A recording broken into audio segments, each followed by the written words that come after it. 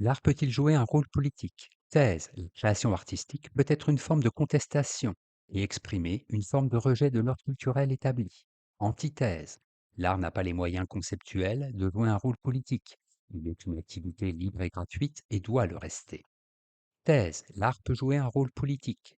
Au lendemain des atrocités commises au cours de la Première Guerre mondiale, les dadaïstes sont partis en campagne contre la vaine sacralisation de l'art et la médiocrité de la mentalité bourgeoise. Premier argument, il fallait en finir avec la sacralisation de l'art.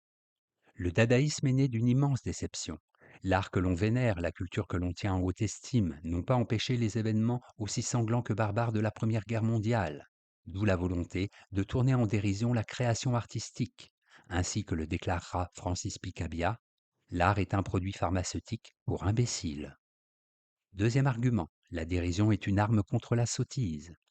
La presse de guerre, écrit André Breton dans les deux manifestes Dada, ne nous a pas empêché de tenir le maréchal Foch pour un fumiste et le président Wilson pour un idiot. Partir en guerre contre la sottise suppose pour les dadaïstes d'utiliser la création artistique comme moyen de nier toutes les valeurs culturelles, esthétiques et politiques. L'ennemi, c'est la bourgeoisie. Troisième argument. La bourgeoisie vénère le précieux, le rare. Le dadaïste valorise le quotidien et le banal. La bourgeoisie aime l'ordre, l'harmonie. Le dadaïste consacre les brouillages de formes, le hasard et les collages incongrus. La bourgeoisie n'a que dédain pour l'enfance. Le dadaïste préconise le retour à une création libre, primitive, spontanée et enfantine. En bref, l'art tel que le conçurent les dadaïstes ne devait plus avoir pour vocation le beau, mais la dérision. Il avait pour mission politique et culturelle de ridiculiser les valeurs de la société bourgeoise. Antithèse. L'art ne peut pas jouer de rôle politique. En effet, l'art par essence est désintéressé. Sa grandeur réside justement dans le fait qu'il ne sert aucune cause, sinon la sienne. Dès l'instant où il s'occupe de politique, il se corrompt et se nie lui-même.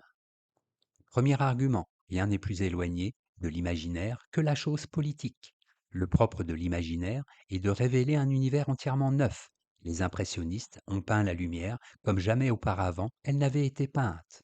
Or, tout au contraire, le propre du politique est d'administrer le présent, de s'occuper des choses on ne peut plus concrètes. L'art a tout à perdre dès l'instant qu'il se mêle de politique. La politique s'adapte aux circonstances. La création, précisément parce qu'elle est création, fait fi des circonstances, aux journalistes de les relater, aux hommes politiques, aux gestionnaires d'en tirer le meilleur parti.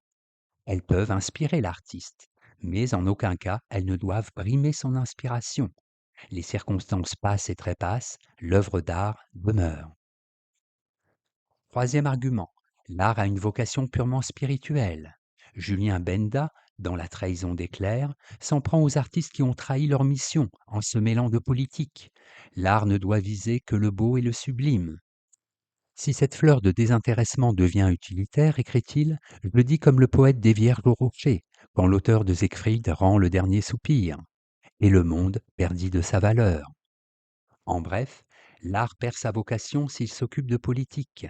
S'il peut influencer notre façon de concevoir les choses, c'est indirectement. Directement, il ne doit être que l'expression de la beauté. Synthèse, ainsi que l'écrit André Breton lui-même, la mort du mouvement Dada, dont il fixe la date au mois de mai 1921, laissa peu de regrets. À la longue, son omnipotence et sa tyrannie l'avaient rendu insupportable. Voilà une confession qui a le mérite de mettre en évidence les rapports problématiques de l'art à la politique. L'art est une pure création. Il ne se soumet à aucune règle, sinon à celle qu'il se donne lui-même. Dès l'instant où il est engagé, il lui faut se soumettre à des contraintes externes. Les dadaïstes s'en sont bien vite aperçus. Leurs manifestations, leurs provocations finirent rapidement par de devenir des rituels obligés, répondant à l'attente d'un public qu'ils avaient su conquérir en utilisant tous les moyens à leur disposition. Ce n'est pas en se mêlant directement de politique que l'art joue un véritable rôle politique. C'est bien plus en se livrant tout entier à la création.